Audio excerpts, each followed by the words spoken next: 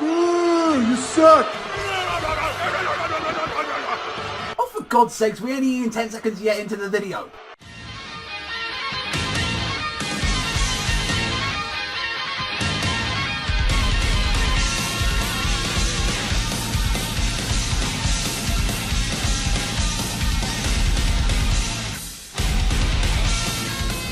Today's video topic is going to be talking about why exactly does Fairy Tail get hate amongst the other shonen series. Now, I asked a bunch of friends and also as well a bunch of people as well to ask like what exactly is the reasons that people really dislike Fairy Tail for some of the things that it does. Since a lot of the time beforehand it was like, yeah, Fairy Tail's awesome, Fairy Tail's amazing, I want to see more of it. And I've noticed like there was a big change in how the community feels about Fairy Tail after a certain arc happened. And a lot of people seem to agree exactly that this was the point that Fairy Tail had a lot of its issues turn up, being the Grand Magic game itself. Now, especially to do this video, I've ended up going through the entirety of the Grand Magic game using this entire stuff here, volume 31 to volume 40. We are just gonna go straight into it. The first reason, especially why people had a lot of issues probably going into this, is that the Grand Magic games was the first arc of the time skip, the 7-year time skip, and a lot of people already had mixed feelings towards the 7-year time skip, as the characters themselves did not change at all, so they didn't actually have a physical like appearance change during the time skip, while everyone else grew up in 7 years and changed. Now, I've got to say throughout this is during 263, the second origin, which I agree I do not like this part one bit, since this instead like they were pretended to like a joke to have them during the celestial spirit world, and then whilst everyone else trained and earned for their fighting prowess, Fairy Tail Team A, all they got was just a bunch of jokes and laughing it off, and this is what they got instead. Now, going it straight off the Jalal versus Juror fight, from where he got rolled after like the fight started off awesome, Melody and Altair decided to like tickle him and also as well put jalapenos in her throat just so he didn't get found out, and what was starting off to be a very good fight ended up being really shitty. Then going into the Lucy versus Flare fight, I've got to say for this one especially, like Lucy was going in using a 2 keys combination, using Taurus, using Scorpio together. She was clearly outclassing Flare. She was showing already that she was no match though, and ended up having to blackmail by holding Asuka hostage. Natsu finding this out immediately releases Lucy from that worry, saying, and even with using Urano and Metroleum, even with that, they used a Raven Tail member known as Orba actually stop this, and this is where Lucy lost the fight because she ran out of magical energy to do this. Then going into the Laxus versus Raven Tail, I say like for this one, I didn't like this being into chapter 286. However though, I will say the start of this fight was actually smart because Laxus took down Orba, who was the one known for using magical nullification, and he knew that from the start, and he was being smart about it, and he took him straight out of the way. And from what we've seen already, that Lucy was actually going to beat Flare, and we know how strong Laxus is, being an S-class wizard. He could easily beat Flare, he could easily beat a bunch of these Raven Tail members, especially being the guild's master, and that getting involved. And honestly, I didn't like that. I thought there was going to be a lot more to this, since this felt like a really big moment in the series, especially this being Laxus' father. I felt like there should have been more with Ivan, there should have been a lot more, like maybe there should have been a fight. This is the main issue I feel with a lot of people that have with Fairy Tail fights, as they're only pretty short fights, sometimes being 2 chapters, sometimes being 3. Then we go into Lucy's next fight, which is the Lucy versus Minerva, and she literally couldn't do anything after like trying to like Minerva being smart and taking away her keys, and then also as well trouncing her, and Lucy couldn't do anything. She couldn't use her keys because they got stolen, and this was pretty much an endurance fight. And since we know that this person was a rival towards Urza, this is the one thing I didn't like, is that like Lucy throughout this entire arc pretty much got shitted on. She never had a moment to shine throughout the start of the time skip. And this is the thing, like it being the longest arc of Fairy Tail at that point, a lot of people didn't like this kind of weekly progression, and also as well seeing like one of their favorite characters keep getting shitted on. It wasn't even until the Tartarus arc that she actually got able to redeem herself, when she actually able to beat one of the Tartarus members that even Natsu trounced, showing that she deserved to be up there with the other Fairy Tail members. Now being the final episode of the original anime, being Natsu, Gargiel versus Sting and Ro. One thing in the defense of Hiro Mashima is that he does very long chat. Most of the time on a normal run he would do about 18 near 20 pages, And then even especially with this one, he did about 30 plus pages. He's done this for a bunch of them being 20 plus pages. Hiro Mashima does the most amount of pages, and this is probably why a lot of people feel like, oh, this is a little bit rushed, since the only time there ever is a break for Hiro Mashima is when the magazine goes on break during Golden Week. Going into this fight, it started off very good. You did get to see Natsu and Gajil going in. Sting and Rogue resorted to using their Dragon Force, and this was giving them a massive challenge. It was going out and it was going real good. This is where the problem started happening. Natsu kicks Gajil down a minecart, and this is where Natsu just decided to be up to himself. Although he did acknowledge that they were strong, and even using his ultimate technique, the Crimson Explosion, the big problem with this is that it didn't really feel like a challenge at all for Natsu. Even though he did use his ultimate technique, a lot of people probably wanted to see him using a Dragon Force mode because they went into Dragon Force, and it made Sting and Rogue, someone that was built up at the start of this arc, to be kind of very weak compared to that he was able to take both of them on at the end. But from all this, like, we know from the start of this arc already, though, we already knew that who were the strong people in this tournament and who was not, and the people that we knew that was Urza, Laxus, Sting, Rogue, Kagura, Minerva, Gajil, Gray, Natsu. We all know that these were the people, these were the contenders for this arc. And seeing that Sting and Rogue were kind of ones that just kind of got shit on, yeah, that kind of felt a little bit shitty. Next, coming into the final rounds, we got Gray versus Ruthless. Now, a lot of people didn't like this fight too much, and I actually kind of enjoyed this fight because Gray outsmarted. It wasn't just out with strength by making a lot of creation. As his specialty was memory make, and especially with someone like Gray as well, his specialty on this was that he was able to use creation as well, and by overcreating, by making too many swords, too many weapons, he was able to outsmart Rufus and win this battle. Should it have been a bit longer? I still think it should have been a little bit longer, but that's my personal opinion. Natsu and the gang versus Executioners. I'm going to say this straight up, I have no real defense to this. Honestly, this entire fight felt like this was a roadblock just to keep Natsu and the gang contained. I felt like they could have done the same thing if it was just generic monsters. Although I do like some of the Executioners designs, I do like them. I never once really felt anything for the Executioners. Urza versus Minerva versus Kagura fight. Now, here's the thing. We already knew from the start that Minerva acknowledged these people as strong fighters, as since she used the tactic of actually having Miliana, tying her up and draining her, saying this is your options right now, you two are going to fight each other. Even though when she tried to have a blow to blow, she did acknowledge how strong it was and even underestimated them slightly. She did the smart thing and try and get them to wear each other out. Urza realizing she can't die yet, and Urza not once took, like, she didn't take this girl seriously. She went straight in,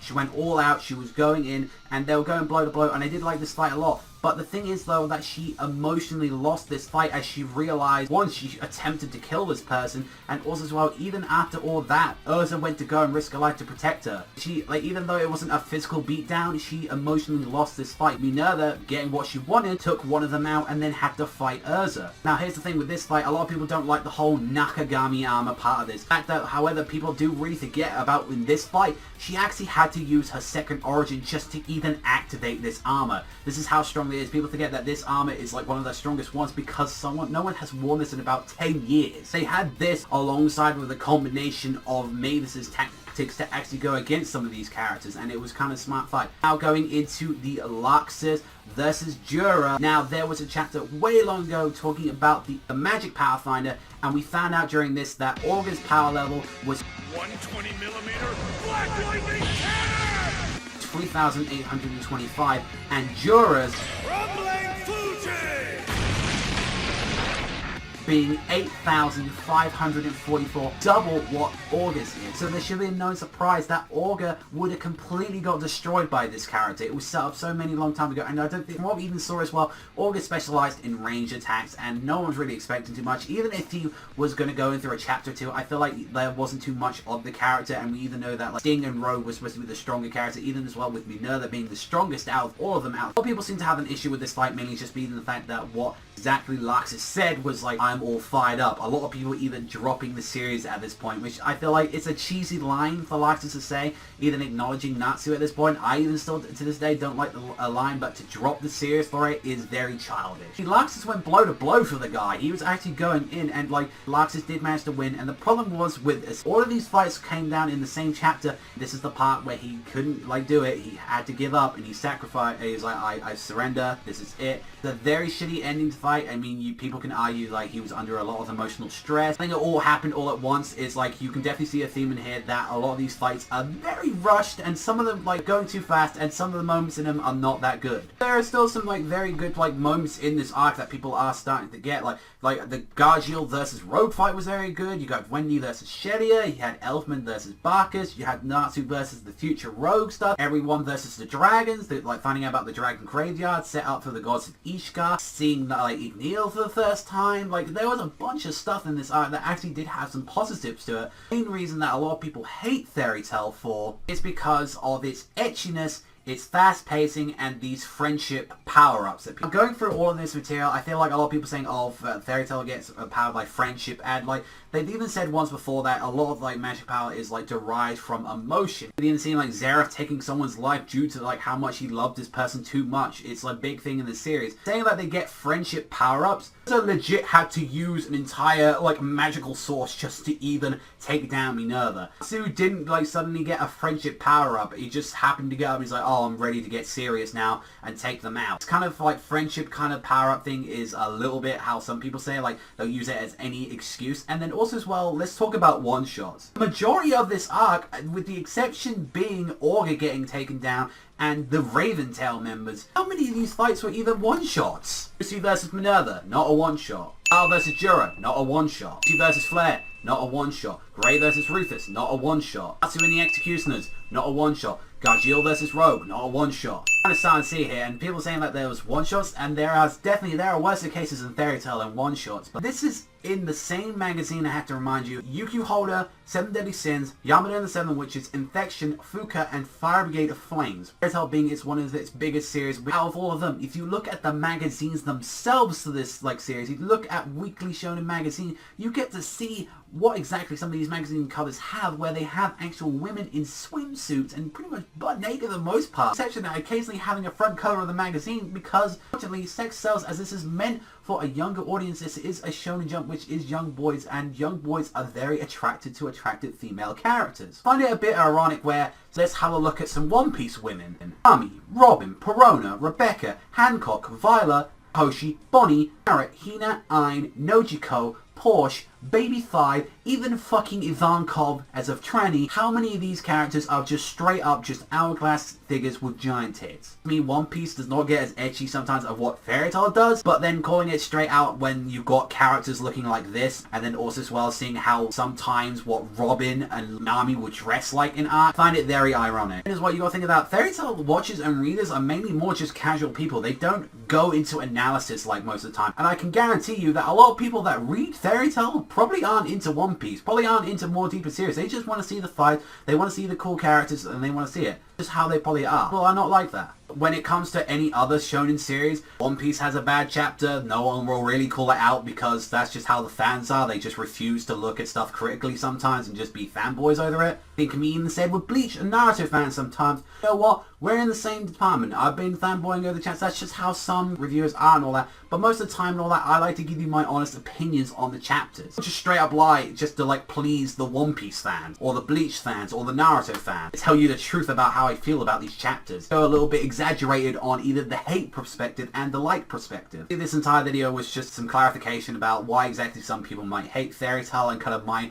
own opinions on the matter. At the end of the day, Fairy Tail for what it is. I know what it is sometimes. It can be stupid, it can be goofy, it can be hella fucking dumb moments and some bullshit and some like occasional one shot. It doesn't stop me from loving the series. You know what? I'm still gonna watch the anime, I'm still gonna love it for what it is. So it's still my favorite thing. Every week I look forward to it. And that's the main thing about this series and the show that I like. One thing that's the key factor to me as a reviewer and also as a person that wants to see entertainment, and that is its fun factor. And I feel like that is something that a lot of shows actually miss out to try and tell an amazing, great story. Sometimes they forget about the fun factor of it, and sometimes that weekly entertainment. I think Fairy Tail does it the best than most shows. Curious to see though what you guys think in the comment section down below. normally ask this of people and all that in the comment section, but also as well, I would actually like you to share this video, because I would like to see a lot of people like spread this video out and see like how people feel about this matter. It's a bit much, even though this is coming from me, as like some people say I'm the fairy tale guy, or I'm like the fairy tale fanboy. To be real sometimes with fairy tale, and I will call it out on its shitty stuff when it does do shitty stuff. It does good stuff. I think it deserves to be praised for it. Anything in the comment section down below, but that's all from me. So if you like fairy tale as much as I do, then I'd appreciate the like and subscribe. Definitely going to be bringing out more discussions,